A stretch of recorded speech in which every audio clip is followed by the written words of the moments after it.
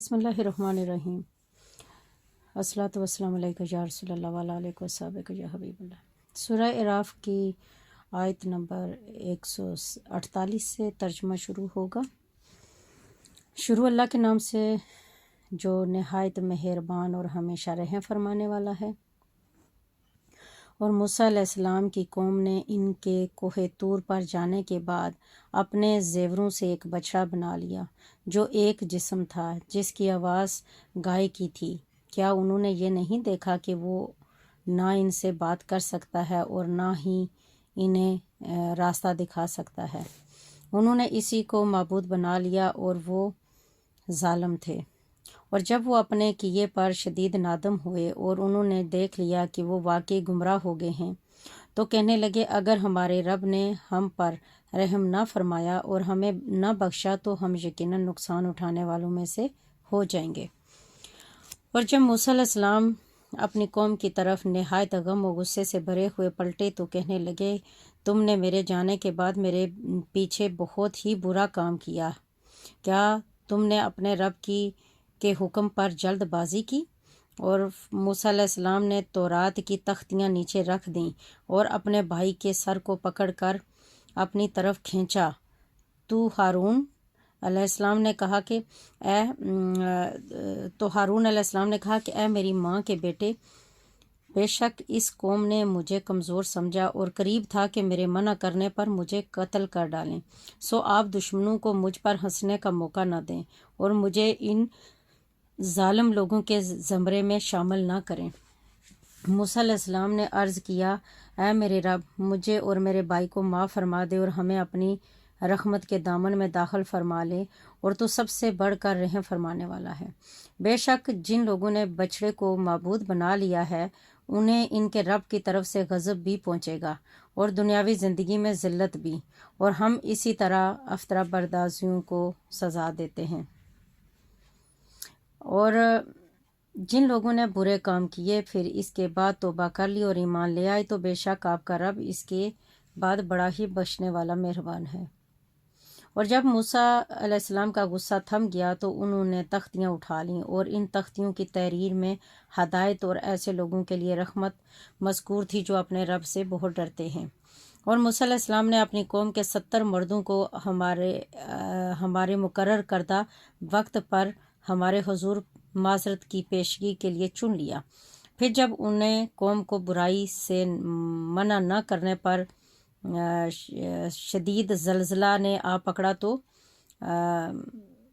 موسیٰ علیہ السلام نے عرض کیا اے رب، اگر تو چاہتا تو اس سے پہلے ہی ان لوگوں کو اور مجھے ہلاک فرما دیتا۔ کیا تو ہمیں اس خطا کے سبب ہلاک فرمائے گا جو ہم میں سے بیوقوف لوگوں نے انجام دی ہے؟ یہ تو محض تیری آزمائش ہے، اس کے ذریعے تو جسے چاہتا ہے گمراہ ٹھہراتا ہے اور جسے چاہتا ہے ہدایت عطا فرماتا ہے۔ تو ہی کارساز ہے، سو تو ہمیں بخش دے اور ہم پر رحم فرما، اور تو سب سے زیادہ بخشنے والا ہے۔ اور تو ہمارے لیے اس دنیا کی زندگی میں بھی بھلائی لکھ دے اور آخرت میں بھی، بے شک ہم تیری ہی طرف تائب اور راغب ہو چکے ہیں۔ ارشاد ہوا میں اپنا عذاب جسے چاہتا ہوں اسے پہنچاتا ہوں، اور میری رحمت ہر چیز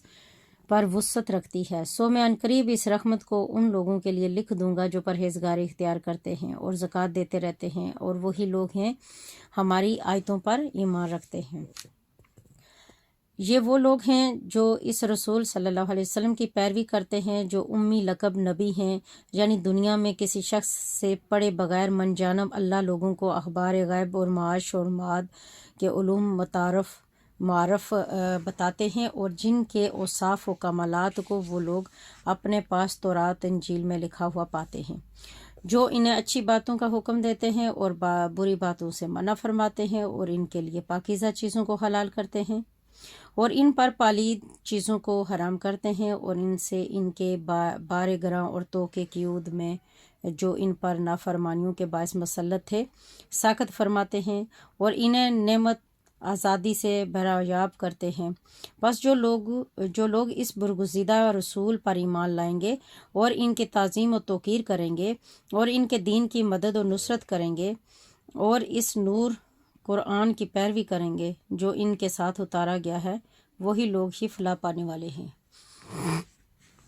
آپ فرما دیں کہ اے لوگو، میں تم سب کی طرف اس اللہ کا رسول بن کر آیا ہوں جس کے لیے تمام آسمان اور زمین کی بادشاہت ہے، اس کے سوا کوئی معبود نہیں، وہی جلاتا اور مارتا ہے۔ سو تم اللہ اور اللہ کے رسول پر ایمان لاؤ جو شان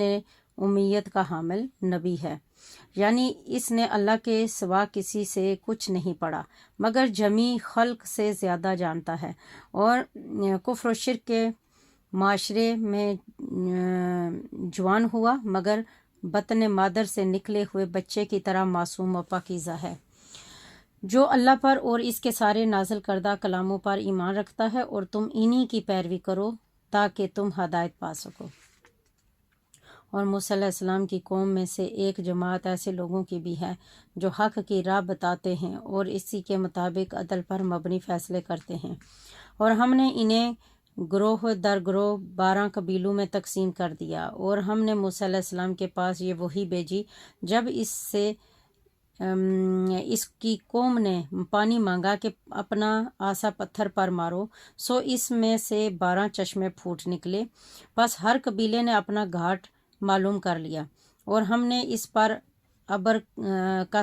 سائبان تان دیا، اور ہم نے ان پر من و سلوہ اتارا، اور ان سے فرمایا جن پاکیزہ چیزوں کا رزق ہم نے تمہیں عطا کیا ہے اس میں سے کھاؤ، مگر نافرمانی اور کفران نعمت کر کے انہوں نے ہم پر ظلم نہیں کیا بلکہ اپنی ہی جانوں پر ظلم کر رہے تھے۔ اور یاد کرو جب ان سے فرمایا گیا کہ تم اس شہر میں بیت المقدس یا اریہ میں سکونت اختیار کرو، اور تم وہاں سے جس طرح چاہو کھانا اور زبان سے کہتے جانا ہمارے گناہ بخش دے، اور شہر کے دروازے میں سجدہ کرتے ہوئے داخل ہونا تو ہم تمہاری تمام خطائیں بخش دیں گے، عنقریب ہم نیکوکاروں کو اور زیادہ عطا فرمائیں گے۔ پھر ان میں سے ظالموں نے اس بات کو جو ان سے کہی گئی تھی دوسری بات سے بدل ڈالا، سو ہم نے ان پر آسمان سے عذاب بھیجا اس وجہ سے کہ وہ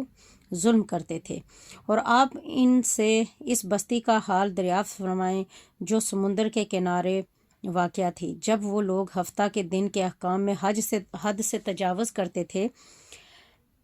یہ اس وقت ہوا جب ان کے سامنے ان کی مچھلیاں ان کے تعظیم کردہ ہفتہ کے دن کو پانی کی سطح پر ہر طرف سے خوب ظاہر ہونے لگیں، اور باقی ہر دن میں جس کی وہ یوم شنبہ کی طرح تعظیم نہیں کرتے تھے مچھلیاں ان کے پاس نہ آتیں۔ اس طرح ہم ان کی آزمائش کر رہے تھے اس وجہ سے کہ وہ نافرمان تھے۔ اور جب ان میں سے ایک گروہ نے فریضہ دعوت انجام دینے والوں سے کہا کہ تم ایسے لوگوں کو نصیحت کیوں کر رہے ہو جنہیں اللہ ہلاک کرنے والا ہے یا جنہیں نہایت سخت عذاب دینے والا ہے، تو انہوں نے جواب دیا کہ تمہارے رب کے حضور اپنی معذرت پیش کرنے کے لیے اور اس لیے بھی کہ شاید وہ پرہیزگار بن جائیں۔ پھر جب وہ ان سب باتوں کو فراموش کر بیٹھے جن کی انہیں نصیحت کی گئی تھی، تو ہم نے ان لوگوں کو نجات دے دی جو برائی سے منع کرتے تھے، یعنی نہیں عن المنکر کا فریضہ ادا کرتے تھے، اور ہم نے بقیہ سب لوگوں کو جو عملاً یا سکوتاً ظلم کرتے تھے نہایت برے عذاب میں پکڑ لیا اس وجہ سے کہ وہ نافرمانی کر رہے تھے۔ پھر جب انہوں نے اس چیز کے ترک کرنے کے حکم سے سرکشی کی جس سے وہ روکے گئے تھے، تو ہم نے انہیں حکم دیا کہ تم ذلیل اور خوار بندر ہو جاؤ، اور وہ وقت بھی یاد کریں جب آپ کے رب نے یہود کو یہ حکم سنایا کہ اللہ ان پر روز قیامت تک کسی نہ کسی ایسے شخص کو ضرور مسلط کرتا رہے گا جو انہیں بری تکلیفیں پہنچاتا رہے، بے شک آپ کا رب جلد سزا دینے والا ہے اور بے شک وہ بڑا بخشنے والا مہربان بھی ہے۔ اور ہم نے انہیں زمین میں گروہ در گروہ تقسیم اور منتشر کر دیا، ان میں سے بعض نیکوکار بھی ہیں اور ان میں سے بعض اس کے سوا بدکار بھی، اور ہم نے ان کی آزمائش انعامات اور مشکلات دونوں طریقوں سے کی تاکہ وہ اللہ کی طرف رجوع کریں۔ پھر ان کے بعد ناحلف ان کے جانشین بنے جو کتاب کے وارث ہوئے۔ یہ جانشین اس کم تر دنیا کا مال و دولت رشوت کے طور پر لے لیتے اور کہتے عنقریب ہمیں بخش دیا جائے گا، حالانکہ اسی طرح کا مال متاع اور بھی ان کے پاس آ جائے تو بھی لے لیں۔ کیا ان کی کتاب الہی کا یہ عہد نہیں لیا گیا تھا کہ وہ اللہ کے بارے میں حق بات کے سوا کچھ اور نہ کہیں گے، اور وہ سب کچھ پڑھ چکے تھے جو اس میں لکھا تھا، اور آخرت کا گھر ان لوگوں کے لیے بہتر ہے جو پرہیزگاری اختیار کرتے ہیں۔ کیا تم سمجھتے نہیں ہو؟ اور جو لوگ کتاب الہی کو مضبوط پکڑے رہتے ہیں اور نماز پابندی سے قائم رکھتے ہیں تو بے شک ہم اصلاح کرنے والوں کا اجر ضائع نہیں کرتے۔ اور وہ وقت یاد کیجئے جب ہم نے ان کے اوپر پہاڑ کو یوں بلند کر دیا جیسا وہ ایک سائبان ہو، اور وہ یہ گمان کرنے لگے کہ ان پر گرنے والا ہے۔ سو ہم نے ان سے فرمایا ڈرو نہیں، بلکہ تم وہ کتاب مضبوطی سے عملاً تھامے رکھو جو ہم نے تمہیں عطا کی ہے، اور ان احکام کو خوب یاد رکھو جو اس میں مذکور ہیں تاکہ تم عذاب سے بچ جاؤ۔ صدق اللہ العظیم۔ اللہ تعالیٰ ہمیں برائیوں سے بچنے کی توفیق عطا فرمائے، اور اللہ تعالیٰ نے جن چیزوں سے ہمیں منع فرمایا ہے ہمیں رکنے کی توفیق عطا فرما، اور اللہ تعالیٰ جن باتوں کو تو نے کرنے کا حکم دیا ہے وہ ہمیں بجا لانے کی توفیق عطا فرما۔ آمین ثم آمین۔ وصلی اللہ تعالیٰ علی خیر خلقہ محمد وعلی عرشہ اجمعین برحمتک یا ارحم الراحمین۔ آمین ثم آمین۔